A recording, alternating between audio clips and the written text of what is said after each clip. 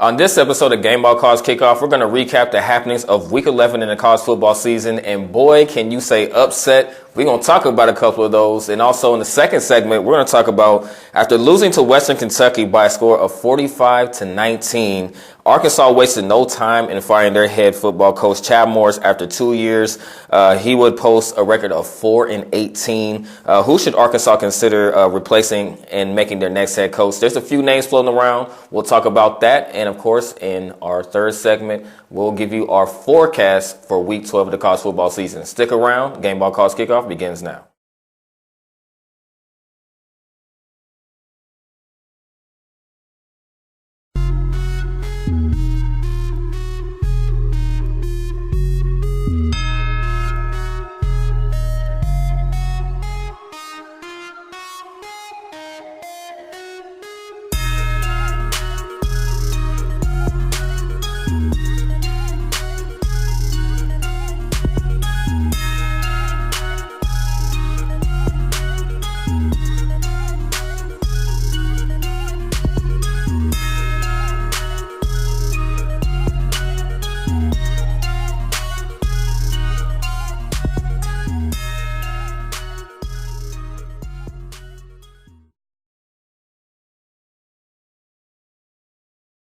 What's happening, everyone? Welcome to Gameball College Kickoff, where the football season never ends. I'm Marcus Young Genius Jenkins. It's your boy, Mike O'Reilly. And of course, we're going to hold it down for our brother Luke Harden, man, who couldn't be here with us. But of course, we're going to hold our brother down. Let's get things started. We're going to recap real quick Week 11 of the college football season. Upsets would be a word. Also, maybe slow starts would also be another word going into this weekend. But we're going to first start off with Penn State. They would lose to Minnesota by a score of 31-26. We'll recap that a little bit further here momentarily. Same thing with LSU and Alabama. Some people say this may be the biggest upset of the weekend, and arguably so. 46-41 would be the score in that game. Kansas State close, but just not enough. They will fall to Texas by a score of 27-24, and Wisconsin a big win over Iowa by a deuce. 24-22 would be that score. Now we're going to back things up, and we're going to talk about it a little bit further, Mike. 26-31, Penn State will fall. They were down 24-13 and a half. They got off to a really slow start. Had a much better second half, but unfortunately just wasn't enough to overcome Minnesota in that second half. How was Minnesota able to hold on against the Nittany Lions? Well, you got to give it up to Minnesota. They were ready and they were well prepared, and they were criticized because of the schedule that they play. Give Coach the credit.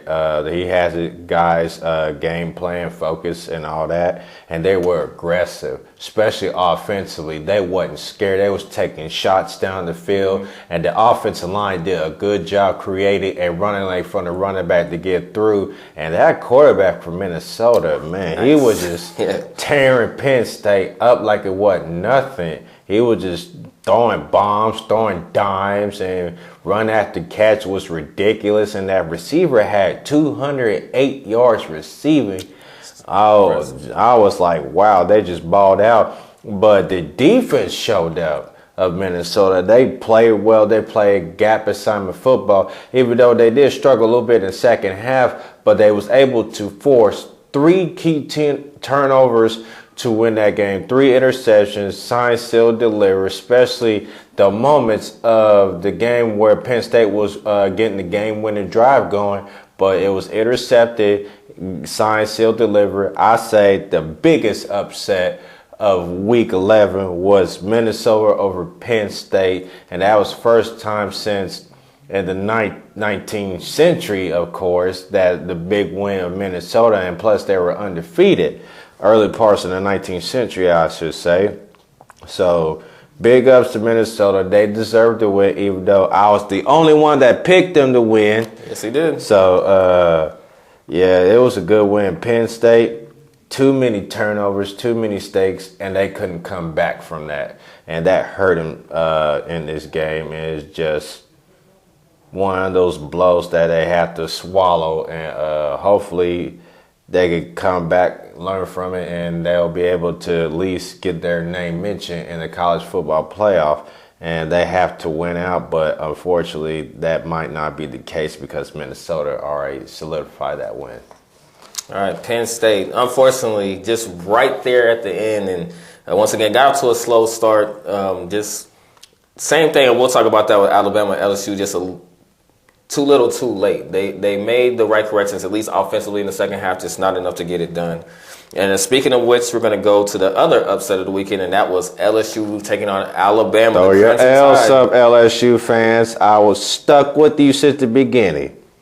And rightfully so. And, I mean, you could also argue that LSU definitely had a stronger schedule compared to Alabama, who were, in a lot of people's opinions, they were the favorite going into this game because this is the time of year where this is more like Saban season. This is what they practice for. This is what they recruit for. It's this time of year. And they also got off to a slow start despite finishing the second half. They would outscore LSU 28-13, I believe, would be the score, including the shutout of LSU in the third quarter. It would be 7-0 the finish going into the fourth quarter. But this is another case of that too little, too late.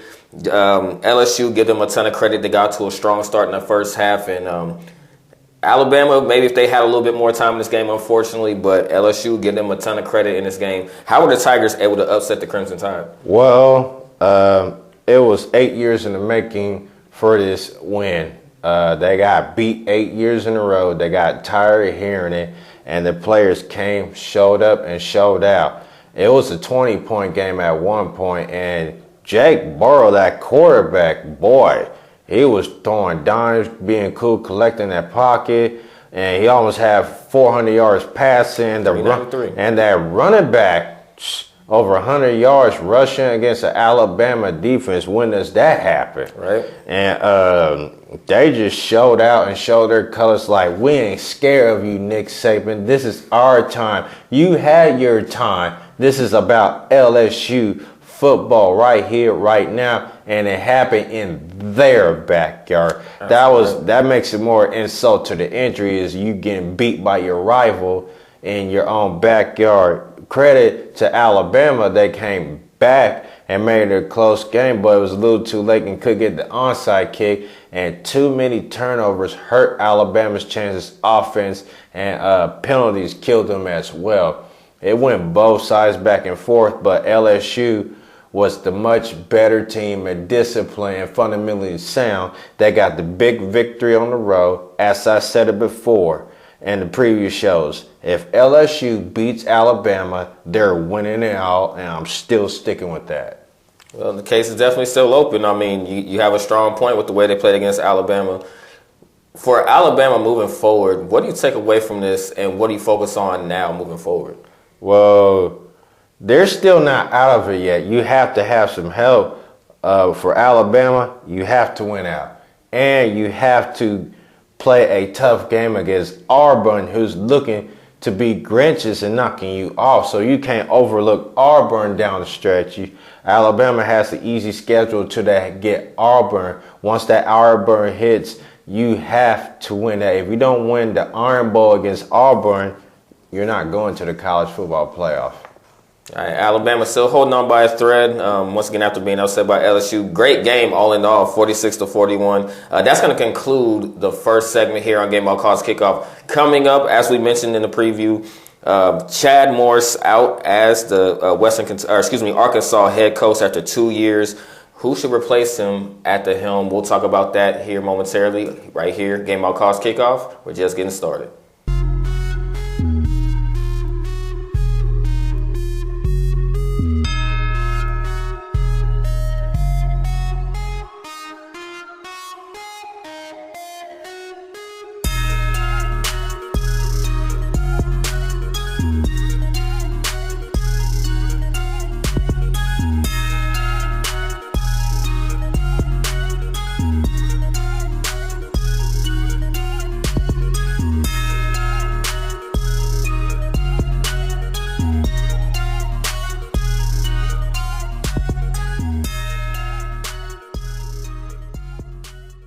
What's happening, everyone? Welcome back to Gameball Calls Kickoff. Now, with this second segment, after losing to Kentucky, once again 45-19, and posting a record of 4-18 over 2 years, Chad Morris out as Arkansas's head coach. Mike, I gotta ask you, who should be considered being hired as the next head coach? Well, there's a lot of lists that were out today. Mike Norvell, Memphis, Bill Clark, UAB, Eli Drinkwitz, how you're saying his name, at Valencia State. He's a good head coach. Mike Leach is a big name, one of them, but I don't see that happening. Billy Napper out of Louisiana Lafayette, and Sonny Dykes at SMU. I'll say the Memphis, Mike Norvell, and Sonny Dykes because they built that program from ground up, especially Sonny Dykes after getting SMU back to where they need to be at ever since that 1987 death penalty, and which most of us weren't even born. I was one, you was probably 4 at the time that happened. So he got that program back to relevance, being a bowl eligible, 9-1 record and all that stuff. Their defense still a little suspect, but give it to Sonny Dykes. He built that program from the ground up, and it took a long time, and he's finally get the recognition. So and same thing with Mike Norvell at Memphis. You can't overlook these two next big name coaches in the making because they know what it takes, and I see one of those two be a big fit. You could also say Lane Kiffin of Florida Atlantic, but I don't really see that happen in that direction. So my top 2 candidates out of these 3, Mike Leach would make sense, but I don't see him leaving Washington State because he built that program as well from the ground up once he got hired. So top 2 candidates, Mike Norvell out of Memphis and Sonny Dykes out of SMU. All right, if you were Arkansas with these names and the top 2 that you named, if you were running the front office for Arkansas or the athletic director, who would you pick if you had to choose one? This is tough between those 2. They're great, excellent head coaches. They went head to head with each other. I will probably lean towards more Mike Norvell because he did beat Sonny Dykes SMU about a week ago. That it was a head-to-head, and he has more quarterback experience developing quarterbacks into the system and all that. So I will give Mike Norvell the edge of Memphis, but you can't overlook Sonny Dykes as well. He's got even though they gave up 48 points to SMU, that Memphis defense is playing a lot better this year. They're more aggressive getting to the quarterback, and they beat Ole Miss in a lower scoring affair. So if I had to, my opinion, I'll go with Mike Norvell of Memphis. What about you? All right. Actually, going into this, I like Mike Norvell as well. I love what he did at Memphis. Memphis, just like SMU, they're not your traditional programs, even though they're lower Division I. Memphis is more of a basketball program, so is SMU. But actually going into this, I like Memphis head coach Mike Norvell as well. Will he get it? I would actually pick him myself over Sonny Dykes just because he's that win over Sonny Dykes also. But I think just building Memphis is I think a lot more impressive.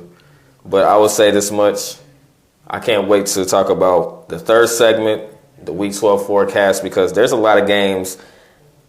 I'm pretty sure you have to have. I'm gonna say you. Out of 2 of these games, I'm predicting that Mike has an upset alert on maybe 1 or 2 of these games. Stick around for that. Mike, improv questions, unrehearsed, great answer. Good job on that second segment. Stick around. Gameball Calls Kickoff begins.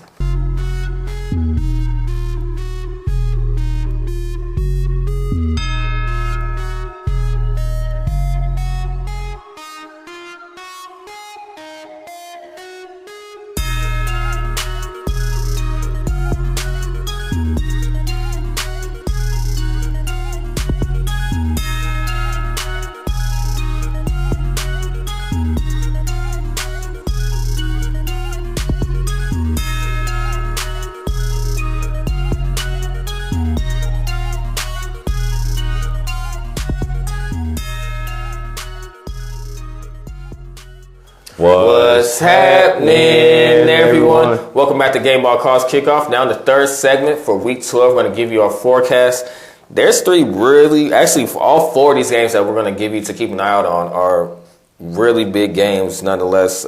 Starting with the Kansas Jayhawks taking on Oklahoma State. Mike, what do you like about this matchup? Well, Kansas had a bye week after that blowout loss to their rival, Kansas State. They probably had to do some look in the mirror, getting back to the drawing board, who they were, and just hopefully get things going. Defense has been giving up big plays, but it's their first year learning a new system. So hopefully they could get that going. For them to get an upset win on the road, they will have to stop Justin Hubbard of Oklahoma State in that running game because he is a monster running the ball. So they got to create some. And sometimes when I watch KU play, it seems like they play off a little bit in coverage. You got to be up a little bit more, be physical, jam the receivers at the line of scrimmage, and just try to create some different plays and stop at the run and force Oklahoma State to beat you in the pass game. If you can do that, chances are getting the upset win are high. They're still not out of the bowl yet. They got 3 more wins to go. So there's still hope for them to get in the bowl eligible, and hopefully more recruits coming soon. Oklahoma State, just keep doing what you're doing, running the ball effectively, dominate, be physical, play smash mouth football, be consistent in the passing game, and play good defense. All right, Kansas looking to bounce back, like I mentioned, over that big home loss to Kansas State a couple of weeks ago. Let's see what happens with the Jayhawks. Hopefully they'll bounce back. Now we're going to go from the Big 12. We're going to march to the SEC. The Georgia Bulldogs taking on the Auburn Tigers. Mike, what do you like about this matchup? Well, it's going to be another dogfight. It's in Auburn, one of the toughest places to play, and Georgia getting a very big win over Florida and Missouri. So they have to win this game to be in the hunt for the college football playoff contention, because they already punched their ticket to the SEC. If they win this, they are SEC East champions, and they have to play very good football against this very good front seven of Auburn that could get after the quarterback, that could stop the run. Jake Fromm just got to be Jake Fromm, be consistent, and no turnovers. The offensive line has to do their job, and the running game's got coming along, and the pass game as well, and the defense has got to make plays. Now for Auburn, Bo Nixon, freshman quarterback, he has some up and downs this year. What you want to do is be aggressive, attack Auburn in the secondary, and hit them hard early. Do some unorthodox offensively, throw some wrinkles in there that they never see before, which more likely I think Auburn would do, and just play Auburn football, play good defense. All right, heavyweight matchup, Georgia and Auburn. We're going to go from the SEC to the Big Ten.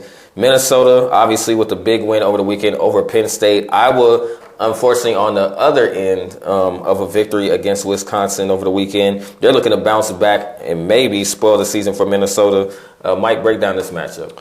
Well, this is going to be a tough test for Minnesota because they're going to a very hostile environment to where you can't take Iowa for granted. You have a big win at home against Penn State. How can you take that win on the road? Is it going to be a hangover, or can they make it 2 in a row? We'll find out and see, because this is Minnesota's chance to prove that, okay, we can punch our ticket in the Big Ten championship game.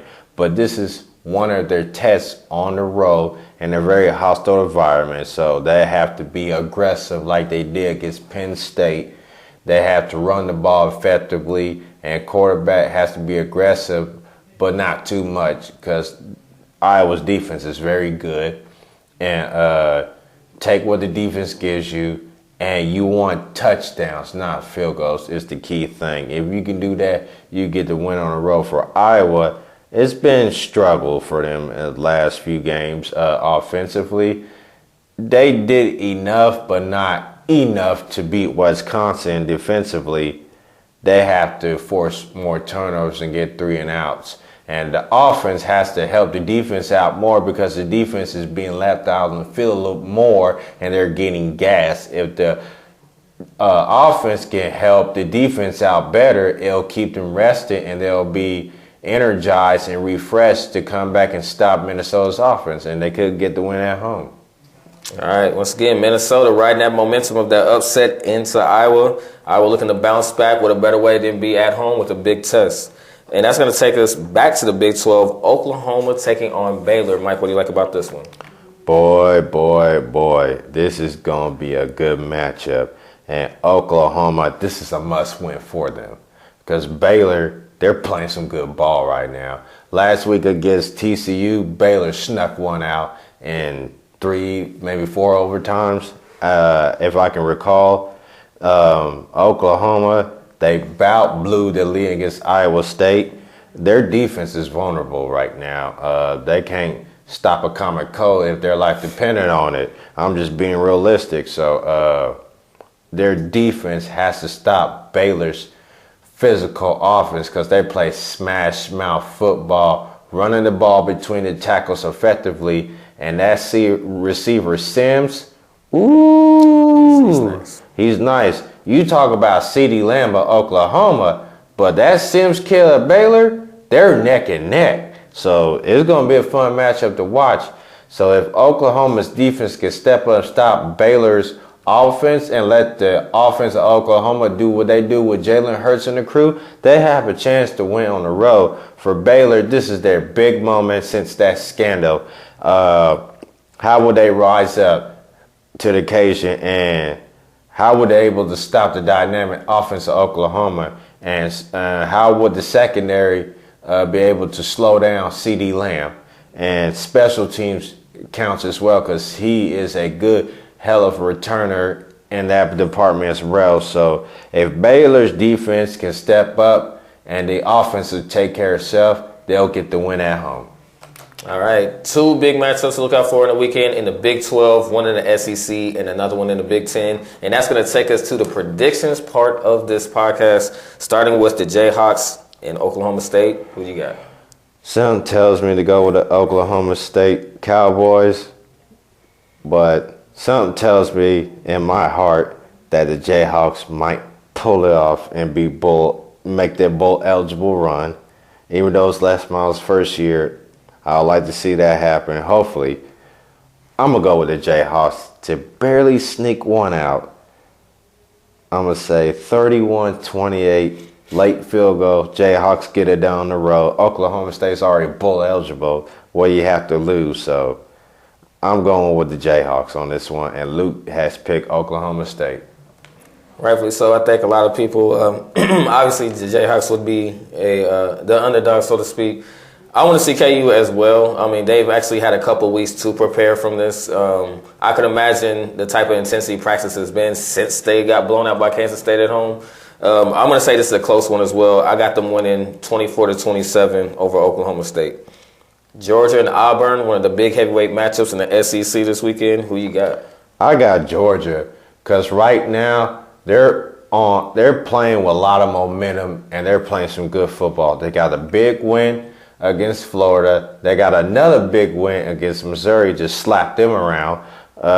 Auburn, they're going to have their chances, but it's going to be a close game, and their defense is going to keep them in it, but I feel like Georgia's offense is going to do enough, and defense is going to force one mistake of Auburn to win this game. I'm going to say a close one. I'm going to say this one 19-16, Georgia gets it done. And Luke has picked Georgia to win as well. I agree with you guys. I just think defensively, I think Georgia has a little bit more. I think both offenses are great, but I just think the defense will show up in the fourth quarter. I'm going to say this comes down to a field goal as well. I'm going to say 17-14. I think it'll be a low scoring game, but 17-14. I got the Bulldogs on this one. The Big 10 matchup, Minnesota.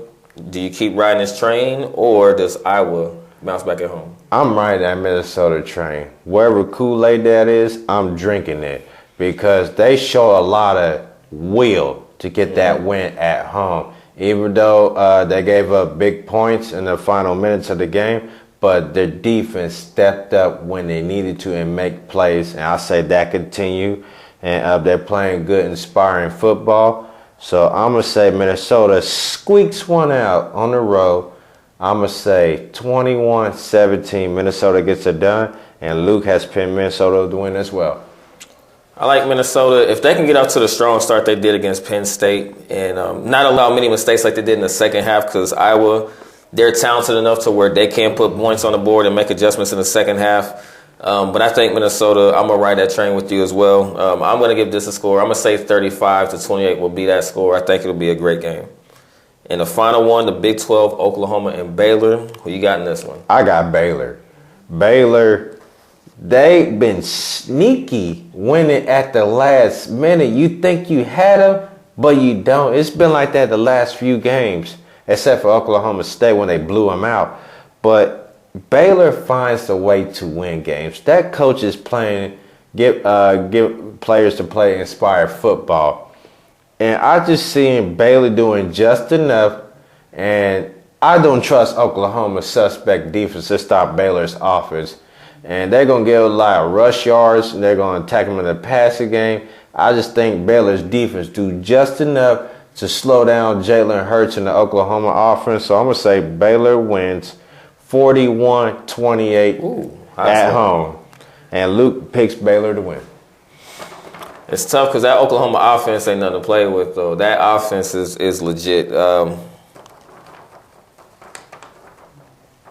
have a gut feeling that Oklahoma's going to win this one on the road. I think it's going to be close.